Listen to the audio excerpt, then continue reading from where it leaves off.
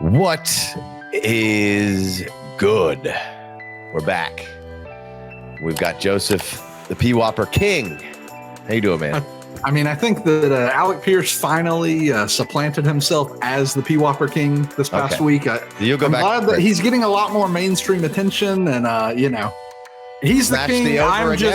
I'm just his jester. So smash the over again. You can't raise the stakes high enough on Alec Pierce. Tell you, he's unstoppable. He's showed up in the route-based heroes in week 2. And ever since I've been banging his drum just constantly. And in week 7, I wrote an article about how he's running the most explosive routes in the NFL. Like he's running like no other player is like really that close. I mean, he was running less routes at the time. So he kind of had the benefit of small sample, but he is running explosive routes. He's catching passes and he's unstoppable. He's been fantastic. I think, like you said, on the bet on Friday or Saturday, we did a Saturday this week. Over every week, he's gone over. So he's hit his over in every single week, and like we talked about, like I wasn't going to bet on him last week just because the values are really kind of lost at this point. Right. But it's like he keeps going and going and going. Yeah, I love it. So we'll go Joseph Prince, Alec Pierce, the King. All right, so today we're going to talk some PWOPR, of course. And we'll go over some guys on the list. But I wanted to start off with where Philly is, because both A.J. Brown and Devonta Smith has been on this list quite a bit this year. And A.J. Brown has snapped once or twice, but Devonta just keeps doing it, right? And now there's salty A.J. Brown has now popped up again.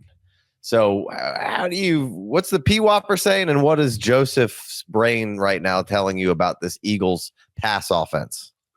Yeah, so like I guess the first thing is that like both of these receivers are playing really well right now. So like Devonta Smith's PWOPR on the season is like a 0.766, which is like the best. Like that's a top 3 in the NFL. Like he is flat out dominating from a PWOPR perspective.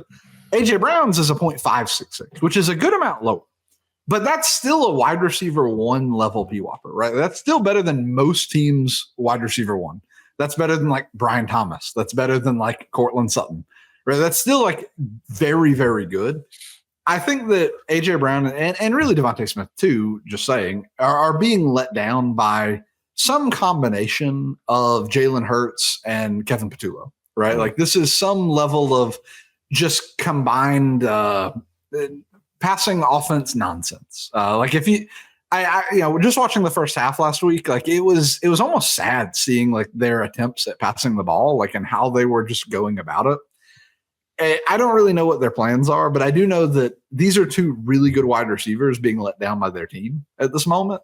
Mm-hmm. And that goes for Devonta Smith, even though he's scoring decent. It's just he should be scoring like a top 10 wide receiver in the NFL on a consistent basis because he's playing that well. And AJ Brown should be scoring, quite well for himself, but he's more of like a man zone split kind of wide receiver. So if you notice, like whenever they play man heavy teams, AJ Brown his target share goes up astronomically. Mm-hmm. The Packers were one of those. They played 2 very zone heavy teams kind of back to back. They're about to go play a man heavy team in Detroit this week. And I think that we will see a lot more AJ Brown targets this week and potentially more Devonta Smith targets as well. Because wide receivers just get more targets in man coverage anyways. Yeah. Weird game, weird script, but that's been kind of the Eagles all season. There's been a couple games where you're like, maybe they figured it out, and they come out of the bye, and then there we have that. I can't see the OC staying the same moving forward. I actually can't believe that Sirianni hasn't taken over play calling at this point, right? You have to imagine it's coming. Obviously they keep winning. So like we're being, very greedy, I guess, but like it just, but when you're gonna get to a point where it's gonna cost you, and it's gonna come back and be like, all right, well, see, now it's rearing its ugly head. Exactly. And that's like the thing, process over results, right? That's how I'll always, I'll bang the drum for process over results. But so the Eagles there, if you like look at their adjusted scores and like how much they should have scored in certain games and like, should they have won these games? there are plenty of examples this season where maybe they should not have won these games.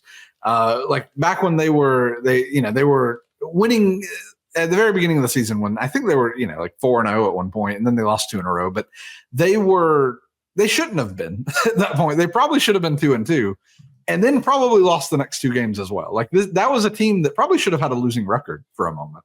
And they just they are a very talented team across the board that is being let down by, I think, some level of quarterback play. Though Jalen Hurts is weirdly enough, he is also kind of the reason they're winning these games. Like he just not through his passing. It's an enigma right now of he's extending plays. He's his scrambling's off the charts. Like he's doing really well, scrambling when he needs to, and it's keeping them in these games and winning them these games. It's just he's also causing them to score only 10 points. You throw a little bit more accurate balls in some places, and they're one of the better offenses in the league. If that happens. The good news is most of the targets run through both of these guys. When you go look at their targets game to game, I mean, since week 2, AJ Brown's 8 targets, 10 targets, 9 targets, 8 targets, 9 targets, 6 targets. And then, the 3 in this last game versus Green Bay, right? But then you have Devonta Smith on the other side, which on the big play in that game, that was more of an AJ Brown play than a Devonta Smith play, and he's making those plays this year that are just outstanding. Yeah, and he not just that he's awesome at the catch point this year, he's also really good before the catch point. He's really good at getting open, and I hate Devonta Smith as much as the next guy. Go Dogs! But he is getting open, and I think part of that is because of AJ Brown. I think that needs to be said too. I think that they complement each other quite well. And if you were to in the future, my friend, I lived in Philly for 6 years, and I have a lot of people that will text me and ask me what's the deal, and is AJ Brown going to be playing next year? Should he be back on the for the Eagles next year? And I tell basically all of them AJ, Devonta Smith's playing out of his mind, but if AJ Brown's not there, I don't think that Devonta Smith is going to be the 160-pound little man that's getting open all the time, right? I think AJ Brown allows Devonta Smith to thrive as much as he is, and so it's just really this is an offensive coordinator and a quarterback problem that is just not coming together right this moment. Yeah, I tend to agree. So, all right, well, let's move it along. So, no cause for concern of AJ Brown's play level dropping off or anything like that. Devonta Smith is playing well, but AJ Brown, from everything you're kind of saying, contextualizing it, no real concern there outside of that. It's just not happening right now. So exactly, and the NFL in general, and we can. Well, I think we're about to talk about this in general for the route-based heroes, but right now, it's less of a wide receiver league than ever. At this very moment, it is. We are shifting into this world of tight ends. Just watch the Rams game last week, and we're shifting 13, into this. A lot of 13 personnel. A lot of 13. They had 4 tight ends get 30 yards. I think they had so much tight end involvement in that game, and I think we're going to be seeing a lot more teams kind of shift into that focus. The teams that can are going to do that. Right. And they're going to pass out of that. That's what we're seeing. A lot of teams, not a lot of teams, we're seeing a few teams start to do that more. And it's really suppressing wide receiver scores. We're about to talk about it with the route-based heroes, but this was the 5th least scoring fantasy point week for wide receivers in the last decade. Right. And so far, 2025's had 2 of those. We've had 2 in 10 weeks of being the top 10 lowest scoring weeks for wide receivers in the past decade. And that's just wide receiver suppression is kind of the goal of defenses now. The goal for defenses is, can we suppress your best players? And oftentimes those are wide receivers. Hey guys, quick reminder. If you haven't signed up for the free Discord or the free Patreon, what are you waiting for? Click the link in the description. Right. You have to, this is just kind of how things work, right? You swing one way and then everybody's on this pass happy situation. So now we start building defenses differently. Well, now the defenses have been built a little differently. So now you have to go back to the drawing board how can I find my advantages? How can I make your defense more predictable and get the personnel on the field that I want to exploit? And like you said, the good teams that are capable of 13 just puts you in a bind as far as defensively. Right. And that's where, the Shanahan tree and all, Kubiak right now, those guys have always done a good job, Roman, those guys have always been done a good job of putting bigger personnel on the field. So running the ball is more effective, but then also passing out of those sets, tying those things together makes it really hard to play defense against them. And now McVay's always been a heavy 11 guy, but now we're seeing, more 13 being mixed in there because he's got 2 killer wide receivers. And now, hey, how can we get the best matchups for these guys, get better personnel on the field?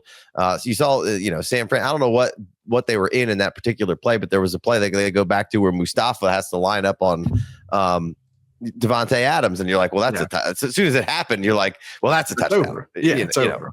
And that's like, I think that we're at least currently like moving into this world of like, we're going to see a lot of very efficient passing games from like specific offenses, but that might not accumulate to a ton of points, right? And or maybe like a ton of yards and a ton of fantasy points for us, right?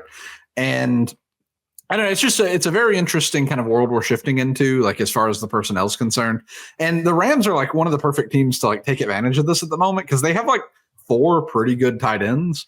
Right. That they can just rotate and Terrence Ferguson, as he evolves, he was insane athletic prospect coming out of Oregon. And now, this is like the perfect like NFL for like a good tight end to enter. Yeah. So right now, if we look at the top 13 personnel teams, it's Rams, Steelers, which the Steelers were high in there last year. Arthur Smith was kind of already on it. I think Arizona was pretty high on it, and they're still running it. New England, Detroit, Philadelphia, Baltimore, Indy, right? So top 10. Buffalo is in the top 10. Kansas City's right outside the top 10. They're at 12. Kansas City or New Orleans is one of the only offenses out there that's like not operating at a super high level right now. And has probably more to do with quarterback play than anything, right? But a bunch of the really good offenses that are hard to stop and have good running games to boot are all have high percentages of 13 here, right? And I mean, to say high is the highest is 16% is the Rams and the Steelers, right? Yeah. But still, and the thing is like that's just the 13. Like when we get into like 12%, like teams are starting to run 12 personnel. Like teams are just getting into more condensed, heavier sets, which allows a more efficient passing game, right? Like that's kind of what that ultimately allows. But the issue is that teams are also trying to establish the run more than ever, right? And that just suppresses scores, right? It's going to suppress wide receiver scores. And that's kind of how, like a good transition here is that's how we get to a route-based heroes list. That's one of the biggest ever. Like this is one of the largest route-based heroes lists that I think I've ever produced.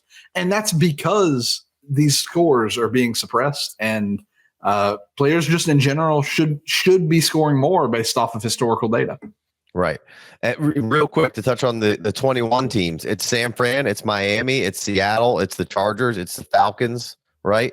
All those guys either are kind of McVay or Shanahan guys, right? Outside of Roman, right? And so, but those guys, all those offenses are pretty good. You say what you want about Miami, but when Miami's humming, right? We saw it last week. Right, exactly. So yeah. All right, let's jump into the route-based heroes here. Garrett Wilson is at the top of the list right now, but injured, so we can kind of skip him for now, right? Yeah, exactly. Well, and who knows how long he's going to be injured. Aaron Glenn would be very upset if I had to say anything about that. And so, we'll look at DK Metcalf next. Yeah, who was on the list last week and got a couple of repeats this week for sure. Yeah, and DK got a ton of targets last week, and it just really didn't produce with those. And the thing is when you do that, you'll probably end up on the list again, right? You were getting open, you just didn't produce with your targets. And that's kind of the whole point of this list is, can you get open and are you getting targets? And then are you producing is the third question. And if you're getting the first two, you're going to end up on the list again. And that's how DK ends up here. And, in a matchup where they play the Bengals, right? Mm-hmm. They play the Bengals this week, who is, the Bengals are kind of the perfect make right defense, right? Like they have been awful this year, and this is just a smash spot for DK to finally rebound. Yeah, so don't pull DK out of your lineup just yet, right? Plug him in this week and see if you can get it right and get an explosive game. Add a DK repeat offender on here. We do have some repeat offenders. DK, I believe Tet was on here. I believe WanDale was on here last week. Yes, and to go over those quickly, Tetaroa, he's just on maybe the worst passing offense in the NFL at the moment. It is atrocious over there. If you enjoy passing football, I'm sorry if you're a Panthers fan. And it's probably not going to get much better this week. They play the Falcons this week, who has been a rush attempt funnel. So like in general, the Falcons want you to run the ball. So they blitz a lot. They try to make it, they're very confusing defense. And so teams, instead of trying to figure that out, often just run it. And that the Panthers are more than happy to do that. So this is a situation where we have like what I call a run in position team in the Panthers playing a run funnel team in the Falcons. And we're probably going to see a lot of rush attempts. Who knows? Maybe Tet will blow up, but I'm not so sure. Yeah. So not super high on Tet this particular week, but in general, not down on Tet as a prospect for long-term situation. The moment they get some semblance of a passing game, I'm so high on Tet. He's been like a PWOPR leader as far as like rookies are concerned. And he's a very good football player. It's just, he's on a team that passes for like 100 yards a week. So good luck. Right, which is so like they were really, and I know they kind of stumbled into a really strong run game here. Bryce and this offense was functioning at a really high level at the end of last season. Then it feels like they stumbled out of the gate and they went into this run conservative notion, and it worked, but to the detriment of your fantasy wide receivers and Bryce Young a bit. And it's kind of been working, and they're in a better position win-loss wise maybe than you expected for the first couple of weeks, but it is definitely a bummer of not seeing Bryce Young take kind of the step forward and not really being pushed to have to take the step forward because of how they're playing offense right now. And I do think that there's going to come a time this season where like the Panthers aren't going to be able to run the ball and they're going to throw it for like 50 times. That's already happened this year. Like I think when they played the Cardinals, if I'm not mistaken, early on in the season, Bryce Young had 55 pass attempts. Like one of the top pass attempt games for any quarterback this season. So they've shown a willingness to lean into. Yeah, they've shown a willingness to lean into the pass when they absolutely need to. But I think that's the key is like they were down early in that game. Like they went down like immediately when that game started. I forget, but like they were down. There was a big number they were down. Yeah, they were down like 14-0 within the first 5 minutes, and then they just started passing the ball like crazy. So it really will take something like that to get this team out of a run-centric offense. And I just think because of that, Tet is just a player that I hate saying that I'm going to avoid him, but it's just he's going to be a spot where he's going to be boomer bust. It's just going to be a super boomer bust player for this season. So you got to take that for what it's worth. Yeah, so WanDale, another repeat offender on this list here. Obviously, Dart goes down, but Jameis is finally going to get this. After they fire their coach, they say, we're done with this Russell Wilson trash. We're going to throw Jameis out there. And, you can't be more excited for any receivers out there from going from being like, fuck, we're going to get Russell Wilson out there, and I don't want to play any of these guys again, to we're going to get Jameis out there and we can fire whoever we want up. Thank goodness. I went to the eye doctor last week and, got some glasses adjusted and everything. And I know that's how Jameis felt when he got LASIK finally. And I'm glad he's getting I know that he got to play a few times after that, but I'm glad he's getting another chance. And I think that, this is a pretty tough matchup to walk into. After not playing for quite a while, having to go against the Packers this week. And it really is counterintuitive to Jameis' play style of just yeeting that thing. The Packers are like the ultimate please don't defense. So I think this could be a situation where Jameis keeps trying to throw it downfield and maybe is not super successful in doing so. But the thing is the attempts are going to be there. And if he throws a few pick sixes, they're going to be throwing the ball more than ever. Exactly. I think this is going to be I hope that this ends up being a super high attempt game. WanDale is going to be he's going to command the highest air yard share and the highest target share. I think this is a great situation just from a volume perspective. I would think Slayton might have the biggest air yard share. That is very possible. It's just, as you add up everything, we'll see. Who knows? Sure. And then, we have Jefferson, I think, was on the list, but I don't think Addison was on the list last week. So both Minnesota Vikings both big time Minnesota Vikings make the list. And then Naylor was the recipient of all the good stuff last week, which Naylor has been on this list before. And we've sung his praises of he's going to be a free agent. Pick up Naylor now and just stash him away. And now we got another nailer game to just keep telling you this guy is good. If he gets a chance somewhere to be like a 2 and draw a little more attention, and we've seen him have big spots for Minnesota, could be great. But Jefferson and Addison, what do you make of those two guys right now? Well, this kind of goes back to something we've talked about before, but when you have a quarterback that, and I think we had a comment last week when I was talking a little bit of trash about JJ McCarthy, some people weren't too happy about it, but JJ McCarthy has been, let's just say, very inconsistent, and not not necessarily great at throwing the ball accurately to certain receivers on the team. To the point where, on that pick by, I think, Malachi Starks, Go Dogs, Justin Jefferson was just like, whatever. It's a pick by JJ McCarthy. Who cares? You can see he just didn't even care.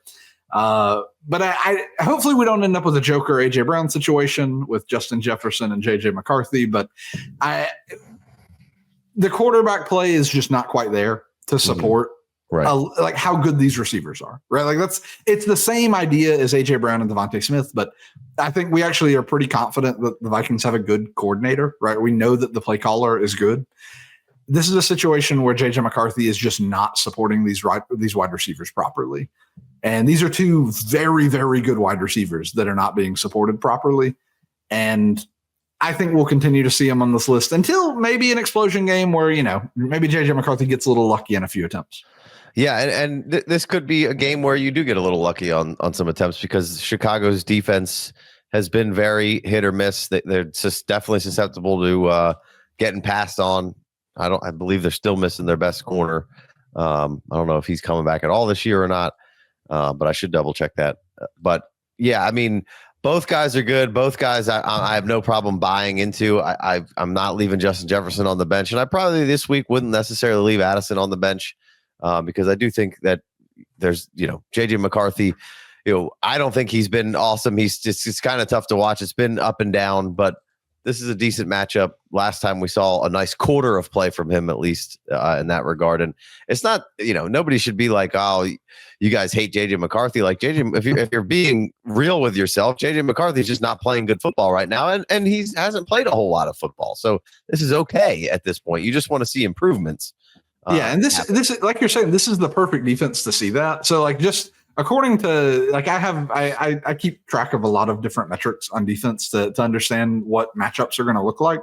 And the Bears allow a ton of single coverage, the 6th most single coverage in the NFL to develop, right? They play a lot of zone, but they allow a lot of single coverage to develop. And I guess they have been transitioning towards more man lately for whatever reason.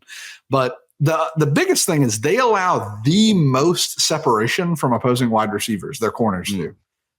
So their outside corners allow the most separation of any team in the NFL. So I think this is a situation where, heck, players are going to be open. It's just, can JJ McCarthy get the ball there? Accurately put the ball where it's supposed to be.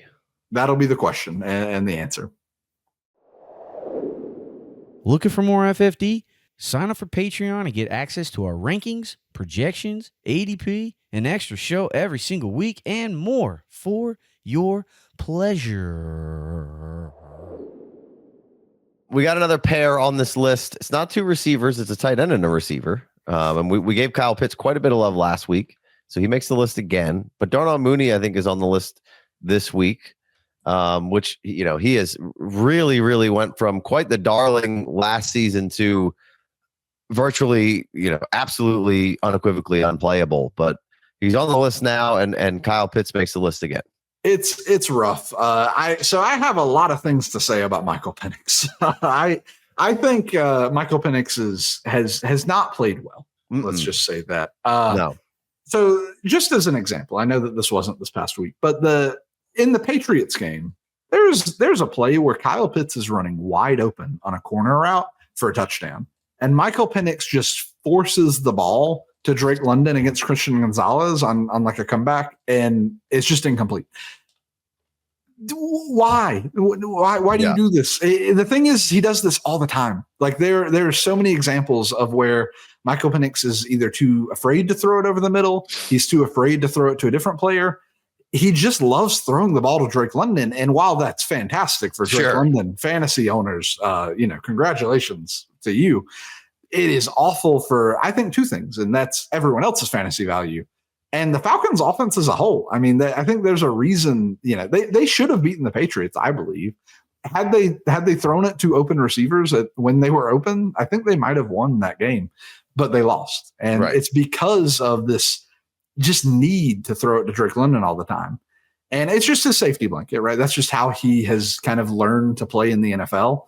But I think if that continues, we're going to continue to see Kyle Pitts, who's having an awesome season at getting open. We're going to continue to see him on the list because Michael Penix does not like throwing it over the middle of the field. And he does not like to throw it to any other player not named Drake London. And Darnell Mooney, just like watching a few attempts last week, he got a few targets, right? It was just every time he got a target, it like sailed over. Bad target, yeah. Yeah, it just like flew by him, and he's like, well, can't get that. What am I going to do? So, I don't know. I just think this is an offense that is so concentrated on Drake London that until they're willing to, try to win games by throwing it to other players, we're probably going to continue to see these two players on the list. Yeah, no, I like it. Buy low on Kyle Pitts once again. Mooney, you got to keep him out of the lineup until you see any semblance of being able to do something here. But Penix, again, hasn't started a whole lot of games. I will say that, the difference between Penix and McCarthy right now is Penix will have longer stretches of being productive and accurate right now. But it certainly doesn't seem like the game has slowed down for Penix yet. Like it just seems like he's in a rush. He's nervous. He's not calm back there and delivering it where it needs. You'll see strides and pockets of it here and there. And you'll see the arm talent and the athleticism all come out. But no, certainly has not been a season to be super confident in Michael Penix, kind of moving forward outside of Drake London's fantasy output. Yeah, no, he loves Drake London. It's just this is going to be an awesome stress test on Michael Penix this week. As far as this defense is not good. They're about to play the Cowboys, and this defense is very bad.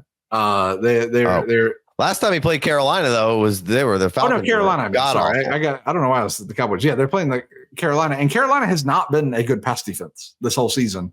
And last time Carolina crushed them. Yeah, and who knows what we're going to go into, but this is a great matchup for Kyle Pitts. I will bang the drum on that. The Panthers are an awful defense against tight ends. We should see something decent. We probably won't. Yeah. All right. We got a couple more names real quick on this list.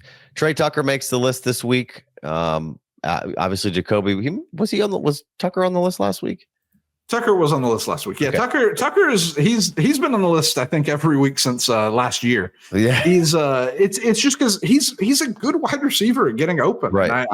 This is the Calvin Ridley effect here. Right. Calvin Ridley effect. I mean, you're playing on one of the bottom teams in the whole NFL, and also what Calvin Ridley didn't have to deal with. You have Brock Bowers there now.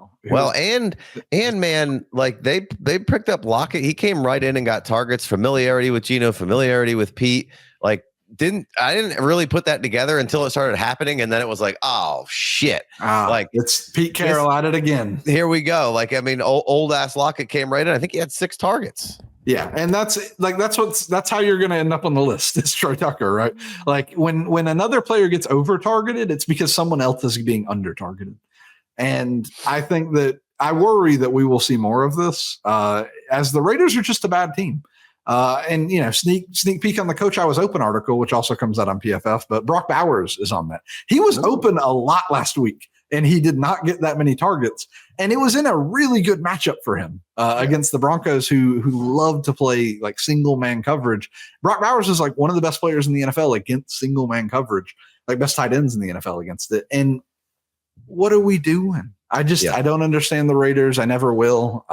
And I think that I worry that Trey Tucker may end up on this list quite a lot because of just coaching ineptitude. It just keeps telling me just keep doubling down on Trey Tucker and purchasing him. The cost is going to keep getting cheaper and cheaper. Keep finding ways to fit him in trades and get him on the team because people are going to be like, kind of one hit wonder. We've already seen the best of Trey Tucker, but PWOPR saying that there's a ton of ability there. We just need the targets to go his way. Geno Smith, I can't imagine is going to be the quarterback for this team next year. So I think you keep doubling down and buying your Trey Tucker. Now This week, you probably want to keep him out of the lineup again. It's Kansas City, right? Yeah, which is a super not friendly. Sorry, it's Dallas. It's okay. Dallas. Oh, then man, I mean, you might want to put him in. Might want to put him in the lineup. Sorry, yes. Yeah, Dallas is a bottom 2 defense in the NFL this year, and they're if there was ever a time for Troy Tucker to break out or the Raiders offense to show a sign of life at all, it would be in this game. Yeah. All right. So we have Debo and Judy, the last 2 on the list. Judy, we gave some love to last week and said, hey, that could happen. And bounced back a little bit, right? A lot of targets and made half of them count at least. Yeah, no, he had like an insane, I think league leading like 0.9 something PWOPR or just Whopper. Sorry. Very good PWOPR. It was like a 0.6. But Judy ends up on the list in a very strange way. You actually normally do not see players end up on the list after a breakout performance, but it's just because his Whopper and PWOPR have been steadily like going up. Like he's like slowly taking over like all of the receiving, I guess not necessarily production, but receiving opportunity on the team. And because of that, you end up on the list, right? It's a 3-week model. It looks at the last 3 weeks and it just says like, you've been getting opportunity. You've been getting open. You deserve more fantasy points. You need to earn more fantasy points. And, he showed it last week. I think he's capable of showing it again. Yeah, no, I think if you need a spot start from Judy, you could probably get it. And I would this is a good player. He's popped up on this list plenty of times. Cleveland's in a rough situation. Judy's had some bad PR at times, but I think right now you're just the price again, just like Trey Tucker's keeping going down. So I think there's some buy low opportunity on Judy for sure. And then Deebo Samuel this week comes in. I believe he's got Miami. There's no other wide receiver on this team right now. This week, I love the prospect of Debo for sure. And then do you have any insight on Debo for the rest of season? I know this isn't necessarily what the model is telling you, but how do you feel about him? Well, yeah, it's just, so, I mean, I'm fully fine with in my opinion, like rest of season kind of numbers, like often boil down to next week, right? Like the rest of season in my head is just usually next week or next few weeks. Like I get it. Matchup is really important, but like if we're looking at what his PWOPR is, like he really is like the only wide receiver on this team. He is garnering an immense amount of PWOPR, and he is just one of those players that